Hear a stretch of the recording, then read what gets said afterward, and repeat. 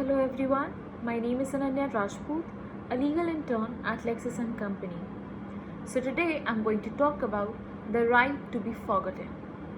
Now the right to be forgotten was recently recognized by the Delhi High Court, which ordered Google and Indian Qanun to remove a judgment. But what precisely does this right entail, and how does it relate to the right to privacy? Now, in general terms, the right to be forgotten refers to the ability to have some publicly available personal information about an individual erased from the internet, search engines, database, websites, or any public platform. The right to be forgotten has been recognized by the law in the European Union under the General Data Protection Regulation or GDPR, and has been affirmed by many courts in the United Kingdom and Europe. However, there is no similar law in India. Although the Personal Data Protection Bill in 2019 tabled the Indian Parliament by the Ministry of Electronics and Environment Technology, which is Joint Parliamentary Committee in collaboration with experts and stakeholders, did clearly include and give the right to be forgotten in its clause 20, which allowed an individual to restrict or prevent the further dissemination of their personal data if the data has served the purpose for which it was collected or is no longer necessary for the purpose, was made with the consent of the data principal under section 11, and such consent has been withdrawn, or was made contrary to the provision of this act or any other law for the time being in force.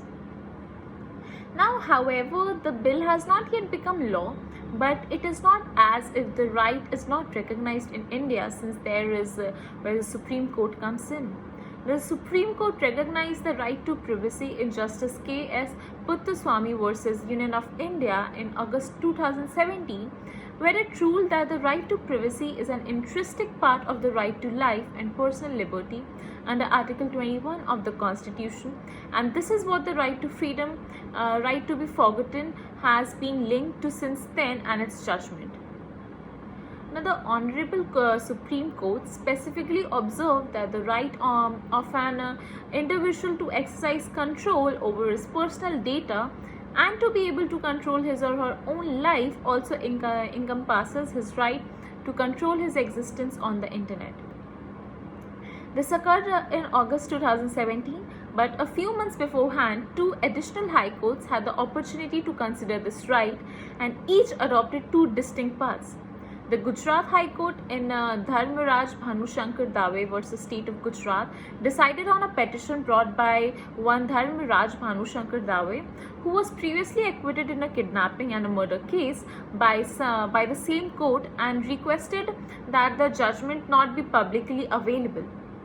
The Gujarat High Court refused to grant him relief, noting that the petitioner had not been able to point out any specific provision of law that had been violated, plus the petitioner hasn't really relied on the terms and the phrase right to be forgotten as such. But the Karnataka High Court in Sri Vasunathan versus the Registrar General